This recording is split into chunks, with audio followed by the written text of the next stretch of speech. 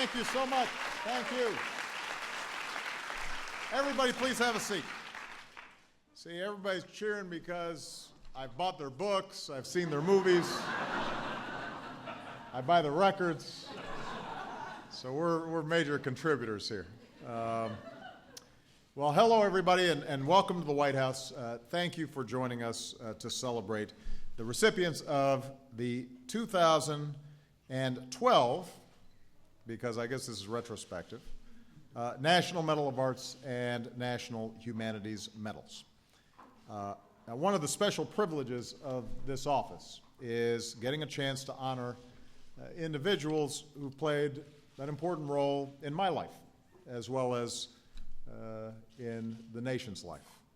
And that's what today is all about, celebrating some extraordinary men and women who've used their talents in the arts and the humanities to open up minds and nourish souls and help us understand what it means to be human and what it means to be an American.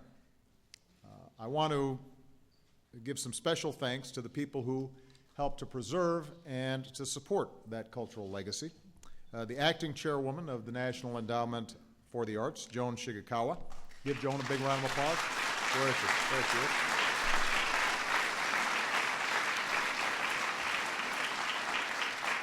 And her predecessor, the irrepressible Rocco Landsman.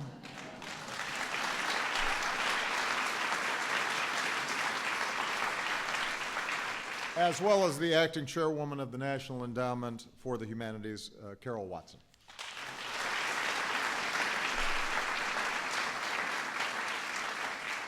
Both organizations do an incredible job lifting up some of today's best artists and scholars and helping to cultivate the next generation of talent and intellect. And I'd like to also acknowledge the co-chairs of the President's Committee on the Arts and Humanities, George Stevens, Jr. Where's George? There he is. As well as Margot Lyon. Where's Margot? Good to see you. As well as members of Congress who are here today, all of whom support the arts. But we are primarily here to acknowledge these incredible individuals. And, frankly, this is just fun for me because I feel like I know y'all.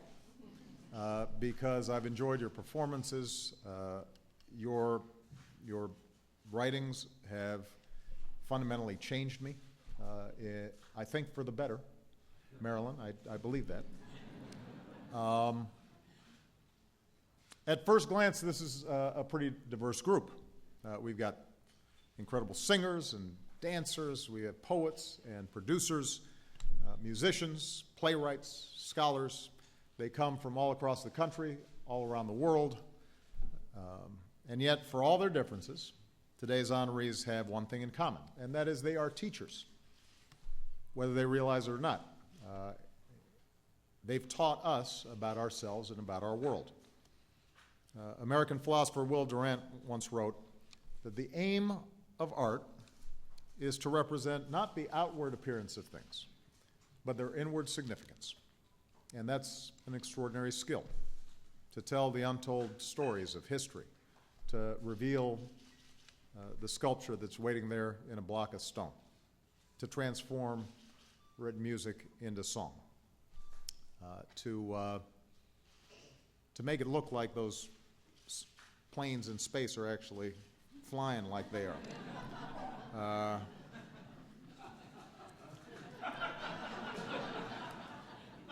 I'm just saying, I remember when I first saw Star Wars,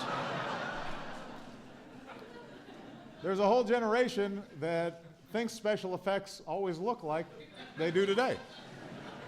But it used to be you'd see like the string on the little model spaceships. Anyway, I'm being led astray. Because the arts and the humanities aren't just a source of entertainment, they challenge us to think and to question and to discover, to seek that inward significance. And that helps us grow and to change and to reach new heights and to understand each other at a time when The world is constantly crying for the capacity to bridge that gap and speak to people who aren't like us. And that's exactly what these artists and these humanists have done. By working hard, developing their craft, following their dreams, never giving up. Somebody like Allen Toussaint, who is being honored here for his incredible contributions to the rhythm and blues and jazz music of his beloved New Orleans. After his hometown was battered by Katrina and Allen was forced to evacuate, he did something even more important for his city. He went back. And since then, Allen's devoted his musical talent to lifting up and building up a city. And today, he's taking the stage all over the world with all kinds of incredible talent, doing everything he can to revive the legendary soul of the Big Easy. Somebody like Ernest Gaines, who grew up as a descendant of sharecroppers in the South and farming the same land as his ancestors. He did not let that define his future. Instead, he took that experience and used it to help fill in gaps in American literature with the stories of African American life. And then Ernest moved back to Louisiana, onto the very same land he and his family had once worked. And he spent more than 20 years teaching college students to find their own voices and reclaiming some of the stories of their own families and their own lives. Somebody like Joan Didion, who rightly has earned distinction as one of the most celebrated American writers of her generation. I'm surprised she hadn't already gotten this award. But in early years, she was in school only sporadically, basically taught herself how to read while she and her family followed her Army office father around the country. She obviously learned quickly.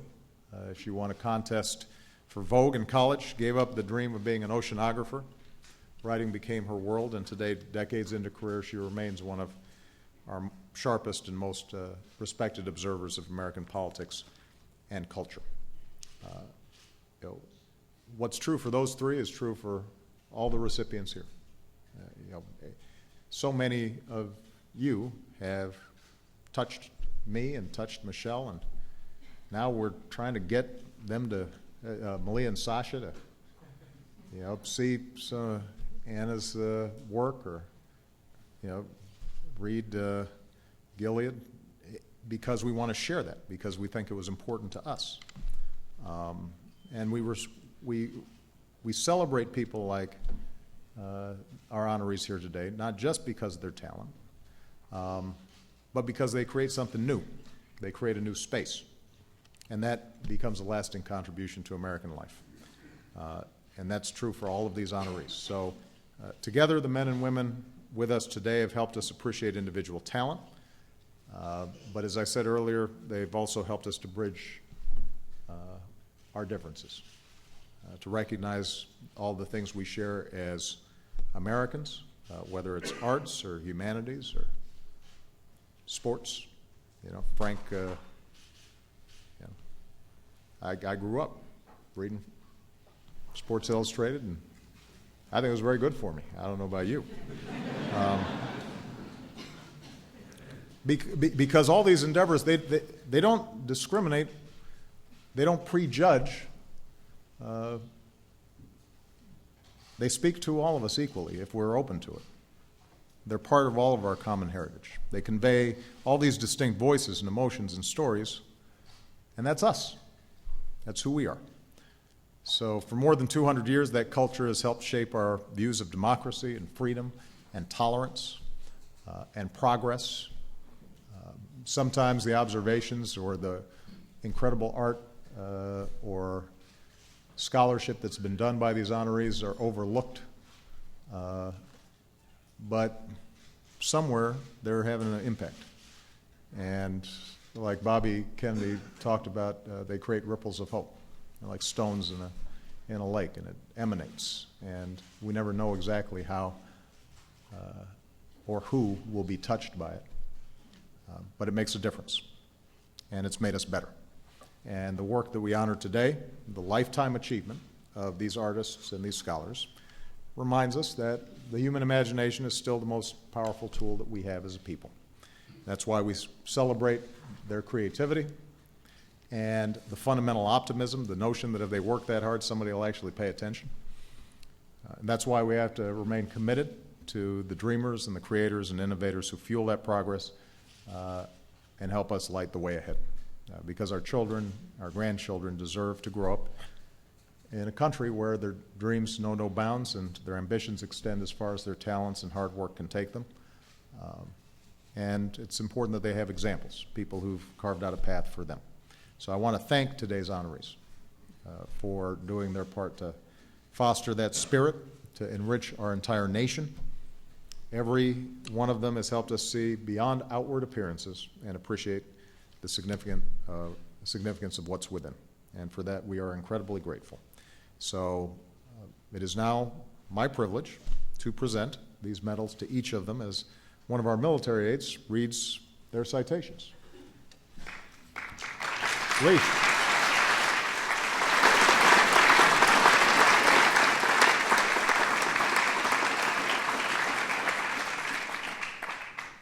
The National Medal of Arts recipients: Herb Alpert.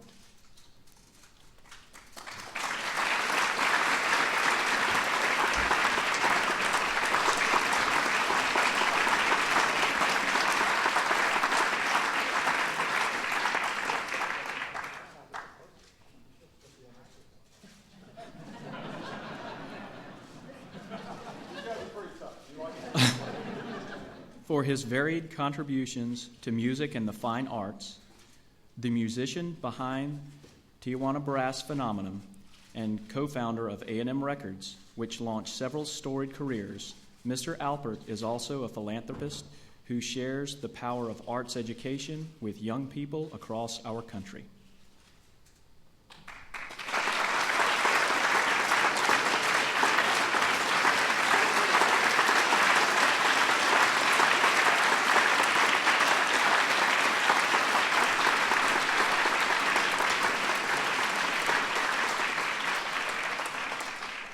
Lynn Arison.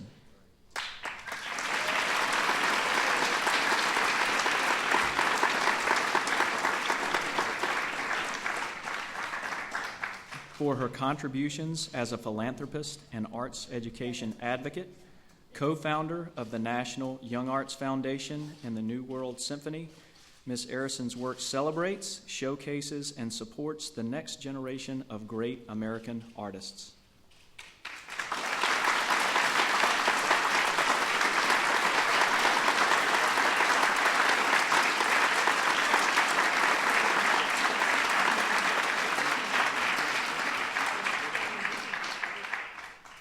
Joan Myers Brown.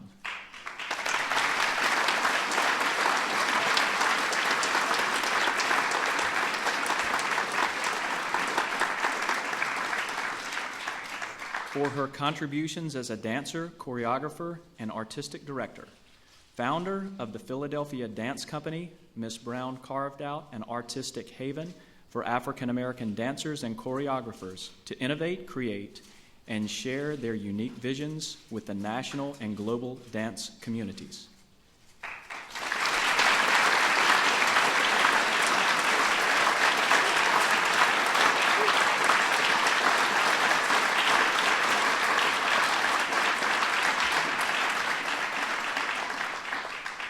Renee Fleming.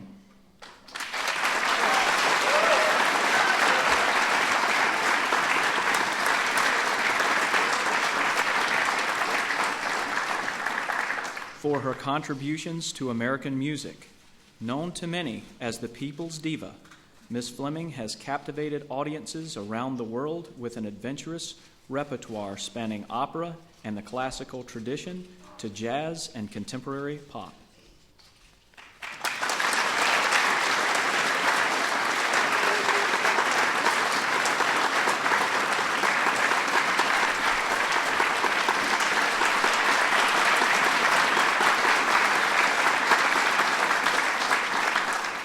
Ernest J. Gaines.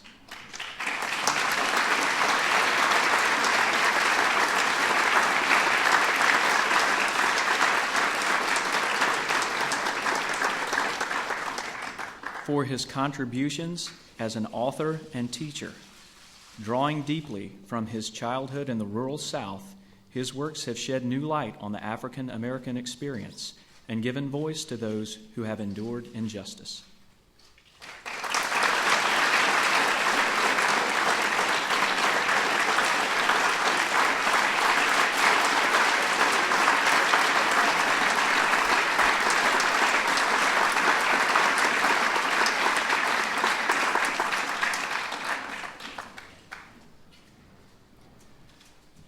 Ellsworth Kelly.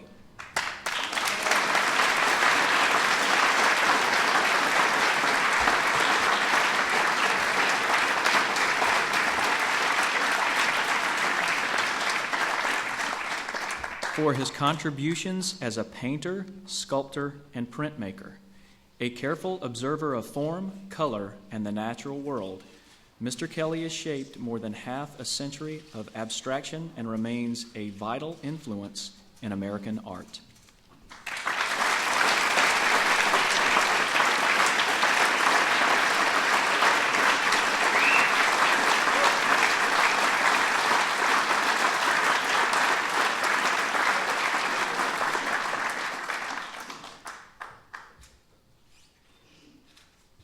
Tony Kushner.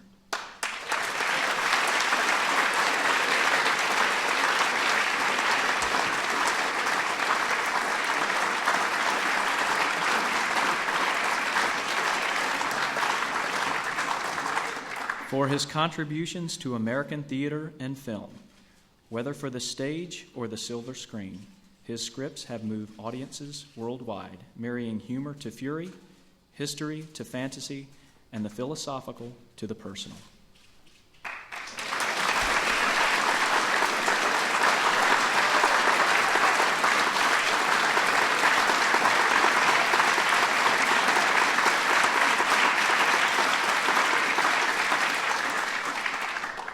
George Lucas.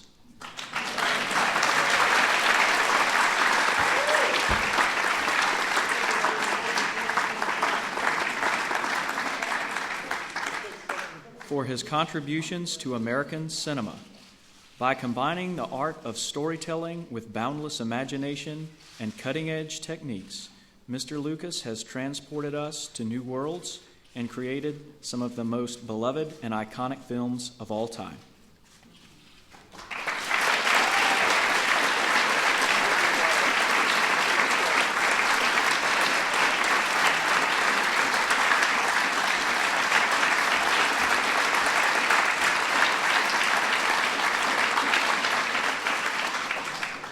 Elaine May.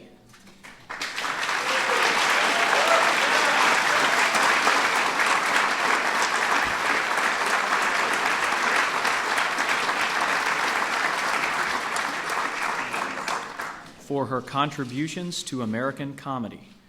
With groundbreaking wit and a keen understanding of how humor can illuminate our lives, Miss May has evoked untold joy, challenged expectations, and elevated spirits across our nation.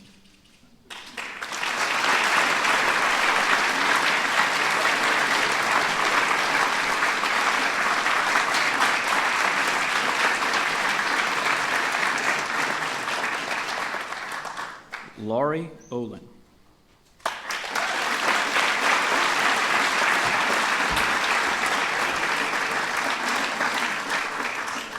For his contributions as a preeminent landscape architect, renowned for his acute sense of harmony and balance between nature and design, Mr. Olin has dedicated his energy to shaping many iconic spaces around the world and to educating new leaders in his art.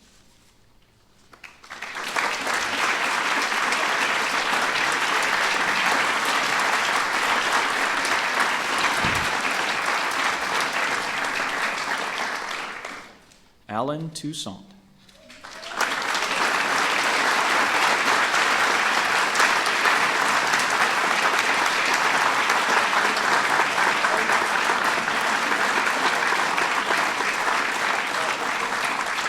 For his contributions as a composer, producer, and performer, born and raised in New Orleans, Mr. Toussaint has built a legendary career alongside America's finest musicians, sustaining his city's rich tradition of rhythm and blues and lifting it to the national stage.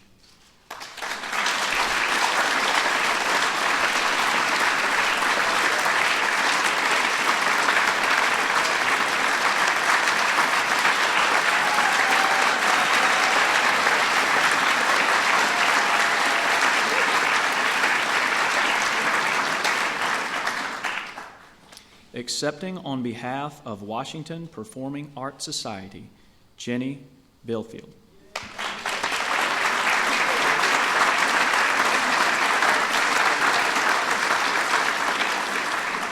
For bringing world-class performances to our nation's capital, from concert hall premieres to in-school workshops, Washington Performing Arts Society has drawn renowned artists to the Washington community and inspired generations of young performers to follow their passions.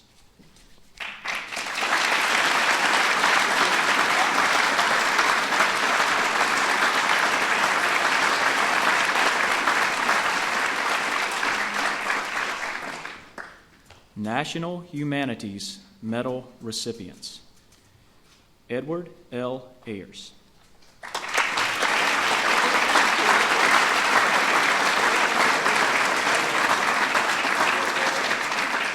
For his commitment to making our history as widely available and accessible as possible, Dr. Ayers' innovations in digital humanities extend higher learning beyond campus boundaries and allow broad audiences to discover the past in new ways.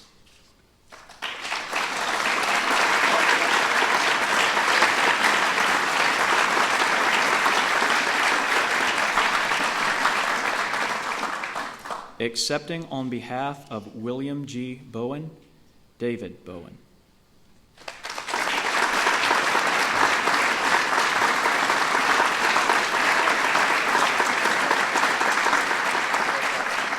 For his contributions to the study of economics and his probing research on higher education in America. While his widely discussed publications have scrutinized the effects of policy, Dr. Bowen has used his leadership to put theories into practice and strive for new heights of academic excellence.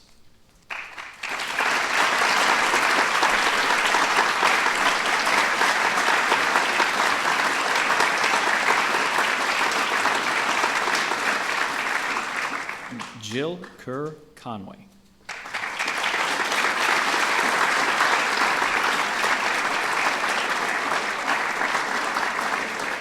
For her contributions as a historian and trailblazing academic leader, Dr. Conway has inspired generations of scholars, and her studies of exceptional and empowered women have revealed a common drive that unites women across the globe to create, to lead, and to excel.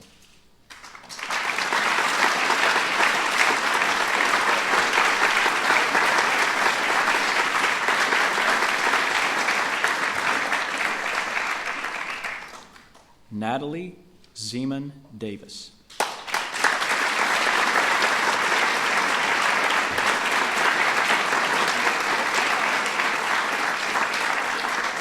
For her insights into the study of history and her exacting eloquence in bringing the past into focus.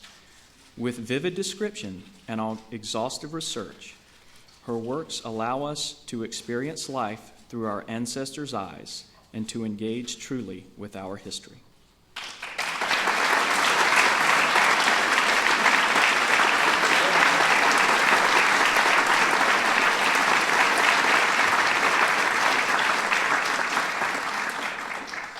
Frank Defford.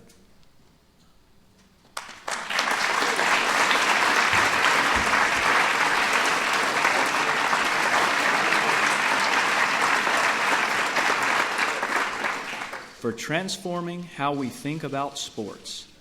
A dedicated writer and storyteller, Mr. Defford has offered a consistent, compelling voice in print and on radio, reaching beyond scores and statistics to reveal the humanity woven into the games we love.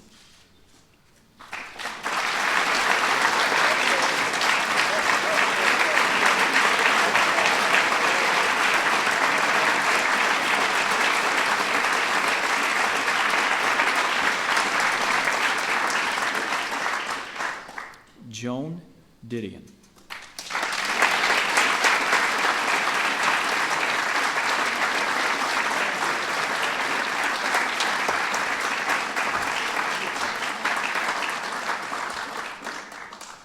For her mastery of style in writing, exploring the culture around us and exposing the depths of sorrow, Miss Didion has produced works of startling honesty and fierce intellect, rendered personal stories universal, and illuminated the seemingly peripheral details that are central to our lives.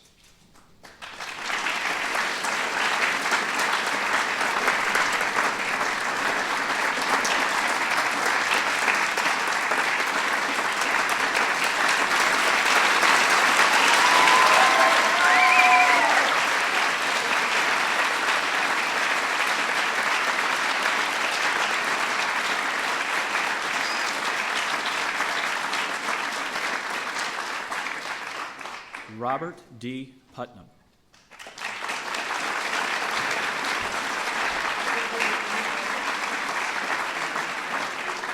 For deepening our understanding of community in America, examining how patterns of engagement divide and unite, Dr. Putnam's writing and research inspire us to improve institutions that make society worth living in, and his insights challenge us to be better citizens.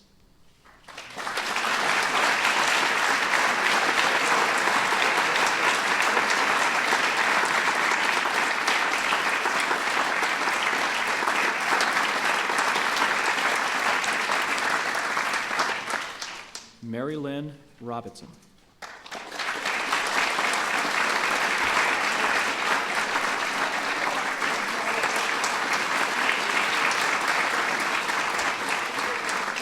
For her grace and intelligence in writing, with moral strength and lyrical clarity, Dr. Robinson's novels and nonfiction have traced our ethical connections to people in our lives, explored the world we inhabit, and defined universal truths about what it means to be human.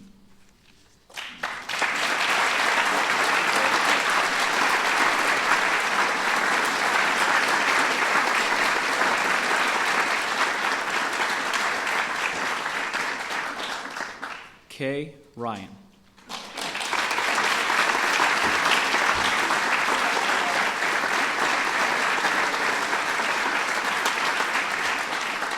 For her contributions as a poet and educator, a former poet laureate of the United States, her witty and compact verse, infused with subtle wordplay, reminds us of the power of language to evoke wisdom from the ordinary.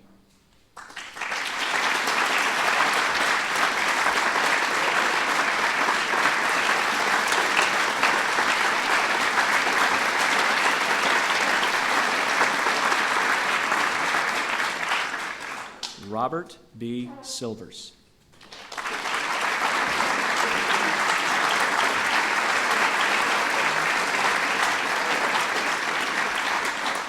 For offering critical perspectives on writing. As the editor and co-founder of the New York Review of Books, he has invigorated our literature with cultural and political commentary and elevated the book review to a literary art form.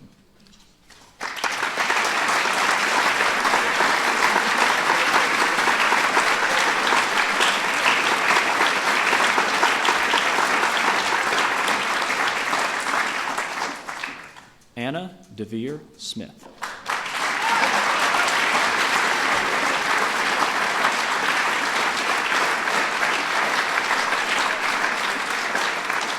For her portrayal of authentic American voices through profound performances and plays that blend theater and journalism, she has informed our understanding of social issues and conveyed a range of disparate characters.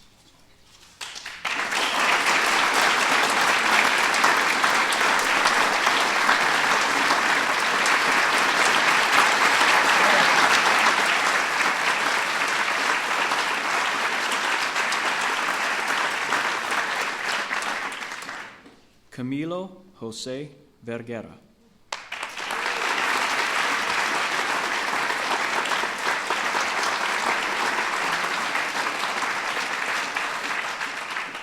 for his stark visual representation of American cities.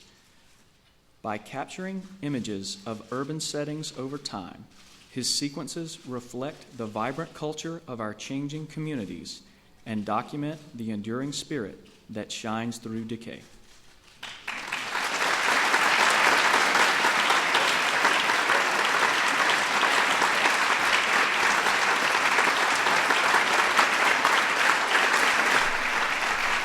Let's give our honorees one more big round of applause. Hey.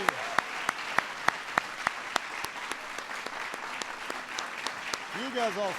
You guys.